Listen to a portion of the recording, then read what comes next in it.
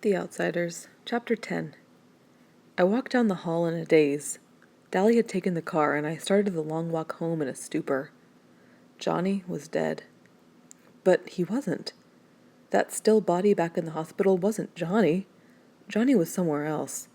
Maybe asleep in the lot, or playing the pinball machine in the bowling alley, or sitting on the back steps of the church in Windrexville. I'd go home and walk by the lot, and Johnny would be sitting on the curb smoking a cigarette. And maybe we'd lie on our backs and watch the stars. He isn't dead, I said to myself. He isn't dead. And this time, my dreaming worked. I convinced myself that he wasn't dead. I must have wandered around for hours, sometimes even out into the street, getting honked at and cussed out. I might have stumbled around all night except for a man who asked me if I wanted a ride. Huh? Oh, yeah, I guess so, I said. I got in. The man, who was in his mid-20s, looked at me. Are you all right, kid? You look like you've been in a fight. I have been. A rumble. I'm okay. Johnny is not dead, I told myself, and I believed it. Hate to tell you this, kiddo, the guy said dryly, but you're bleeding all over my car seats. I blinked. I am? Your head. I reached up to scratch the side of my head, where it had been itching for a while, and when I looked at my hand, it was smeared with blood. Gosh, mister, I'm sorry, I said, dumbfounded. Don't worry about it. This wreck's been through worse. What's your address? I'm not about to dump a hurt kid out on the streets this time of night. I told him. He drove me to my house, and I got out. Thanks a lot. What was left of our gang was in the living room. Steve was stretched out on the sofa, his shirt unbuttoned and his side bandaged. His eyes were closed, but when the door shut behind me, he opened them, and I suddenly wondered if my own eyes looked as feverish and bewildered as his. Soda had a wide cut on his lip and a bruise across his cheek. There was a Band-Aid over Derry's forehead, and he had a black eye. One side of Two-Bit's face was taped up. I found out later he had 4 stitches on his cheek, and 7 in his hand where he had busted his knuckles open over Asocia's head. They were lounging around, reading the paper and smoking. Where's the party? I thought dully. Weren't Soda and Steve planning a party after the rumble? They all looked up when I walked in. Derry leaped to his feet. Where have you been? Oh, let's don't start that again, I thought. He stopped suddenly. Ponyboy, what's the matter? I looked at all of them, a little frightened. Johnny, he's dead. My voice sounded strange, even to me. But he's not dead, a voice in my head said. We told him about beating the Socias and, I don't know, he just died. He told me to stay gold, I remembered. What was he talking about? There was a stricken silence. I don't think any of us had realized how bad off Johnny really had been. Soda made a funny noise and looked like he was going to start crying. Two-Bit's eyes were closed and his teeth were clenched, and I suddenly remembered Dally pounding on the wall. Dallas is gone, I said. He ran out like the devil was after him. He's going to blow up. He couldn't take it. How can I take it? I wondered. Dally is tougher than I am. Why can I take it when Dally can't? And then I knew. Johnny was the only thing Dally loved, and now Johnny was gone. So he finally broke. Two-Bit spoke everyone's feelings. So even Dally has a breaking point. I started shaking. Derry said something in a low voice to Soda. Ponyboy, Soda said softly, like he was talking to an injured animal. You look sick. Sit down. I backed up, just like a frightened animal, shaking my head. I'm okay. I felt sick. I felt as if any minute I was going to fall flat on my face, but I shook my head. I don't want to sit down. Derry took a step toward me, but I backed away. Don't touch me, I said. My heart was pounding in slow thumps, throbbing at the side of my head, and I wondered if everyone else could hear it. Maybe that's why they're all looking at me, I thought. They can hear my heart beating. The phone rang, and after a moment's hesitation, Derry turned from me to it. He said, hello, and then listened. He hung up quickly. It was Dally. He phoned from a booth. He's just robbed a grocery store, and the cops are after him. We gotta hide him. He'll be at the lot in a minute. We all left the house at a dead run, even Steve, and I wondered vaguely why no one was doing somersaults off the steps this time. Things were sliding in and out of focus, and it seemed funny to me that I couldn't run in a straight line.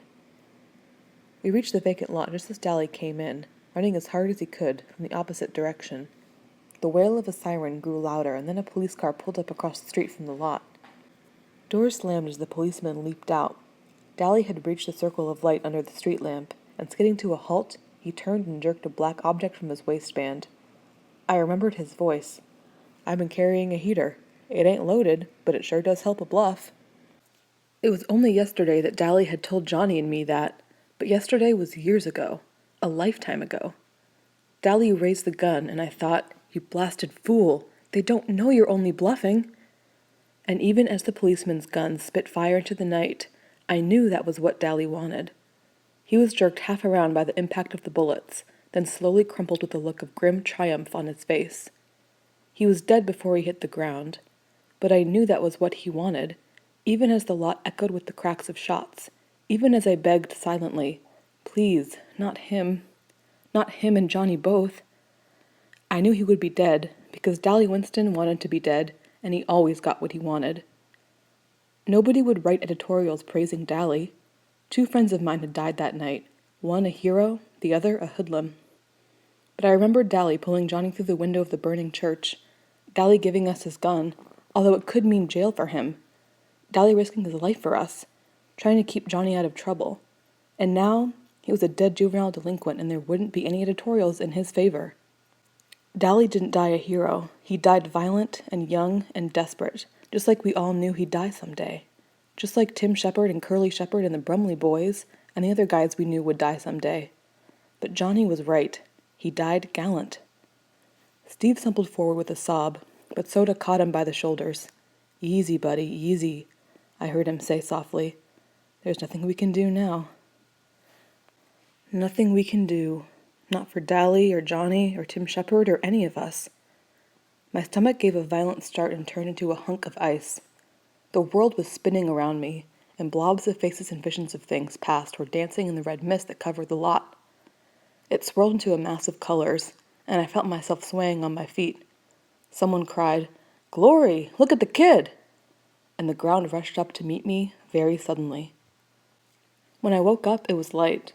It was awfully quiet. Too quiet. I mean, our house just isn't naturally quiet.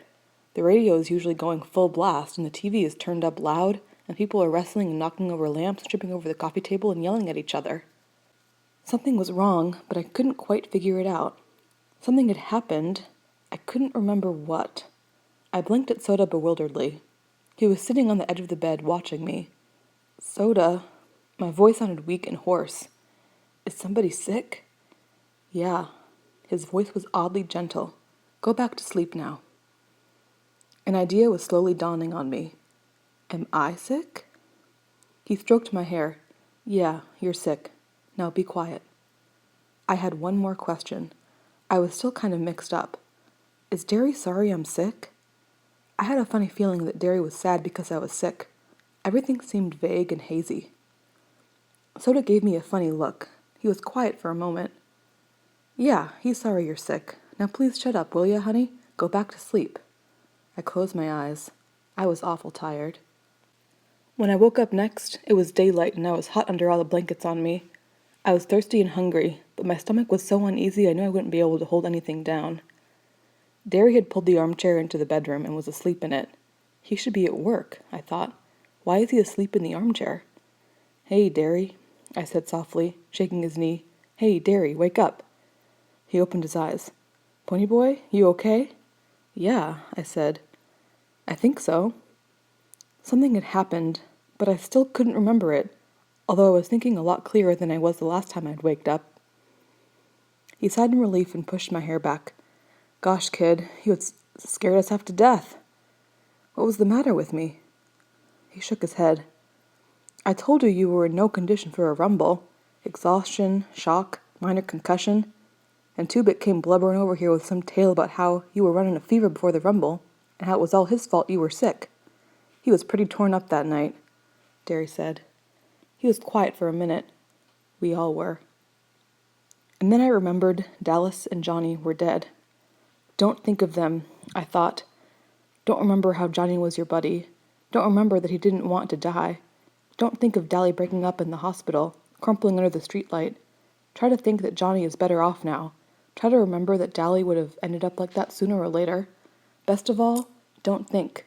Blank your mind. Don't remember. Don't remember. Where'd I get a concussion? I said. My head itched, but I couldn't scratch it for the bandage. How long have I been asleep? You got a concussion from getting kicked in the head. Soda saw it. He landed all over that Soch.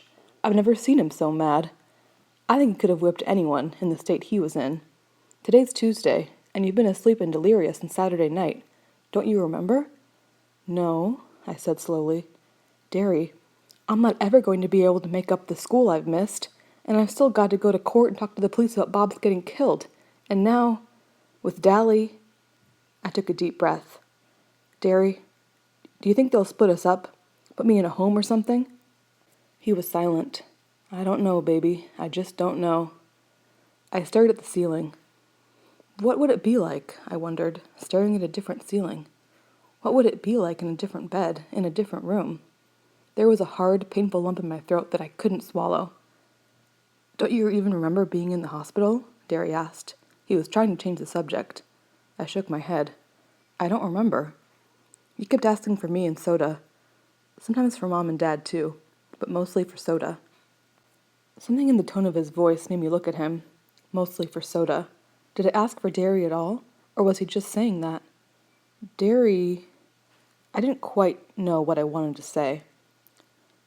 But I had a sick feeling that maybe I hadn't called for him. While I was delirious, maybe I had only wanted Soda Pop to be with me. What all had I said while I was sick? I couldn't remember. I didn't want to remember. Johnny left you his copy of Gone with the Wind, told the nurse he wanted you to have it. I looked at the paperback lying on the table.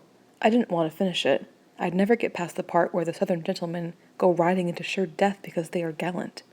Southern gentlemen with big black eyes and blue jeans and t-shirts. Southern gentlemen crumpling under streetlights. Don't remember. Don't try to decide which one died gallant. Don't remember. Where's Soda? I asked, and then I could have kicked myself. Why can't you talk to Derry, you idiot? I said to myself. Why do you feel uncomfortable talking to Derry? Asleep, I hope. I thought he was going to go to sleep shaving this morning and cut his throat. I had to push him to bed, but he was out like a light in a second. Derry's hopes that Soda was asleep were immediately ruined because he came running in, clad only in a pair of blue jeans. Hey, pony boy, he yelped, and leaped for me, but Derry caught him. No rough stuff, little buddy. So Soda had to content himself with bouncing up and down on the bed and pounding on my shoulder. Gosh, but you were sick. You feel okay now? I'm okay. Just a little hungry. I should think you would be, Derry said.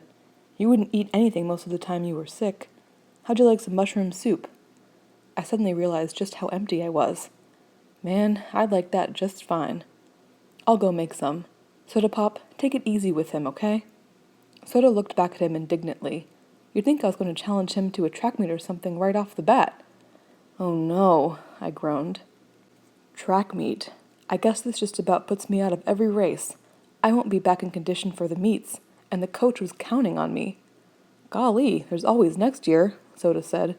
Soda never has grasped the importance Derry and I put on athletics. Like he never has understood why we went all out for studying. Don't sweat it about some track meet. Soda, I said suddenly, what all did I say while I was delirious? Oh, you thought you were in Windrixville most of the time. Then you kept saying that Johnny didn't mean to kill that Soch. Hey, I didn't know you didn't like bologna. I went cold. I don't like it. I never liked it. Soda just looked at me. You used to eat it. That's why you wouldn't eat anything while you were sick. You kept saying you didn't like bologna, no matter what it was we were trying to get you to eat. I don't like it, I repeated. Soda, did I ask for Derry while I was sick? Yeah, sure, he said, looking at me strangely. You asked for him and me both. Sometimes Mom and Dad, and for Johnny. Oh, I thought maybe I didn't ask for Derry. It was bugging me. Soda grinned. Well, you did, so don't worry. We stayed with you so much that the doctor told us we were going to end up in the hospital ourselves if we didn't get some sleep. But we didn't get any anyway. I took a good look at him. He looked completely worn out. There were circles under his eyes, and he had a tense, tired look to him. Yet his dark eyes were still laughing and carefree and reckless. You look beat, I said frankly. I bet you ain't had 3 hours sleep since Saturday night. He grinned, but didn't deny it. "Scoot over." He crawled over me and flopped down, and before Derry came back in with the soup, we were both asleep.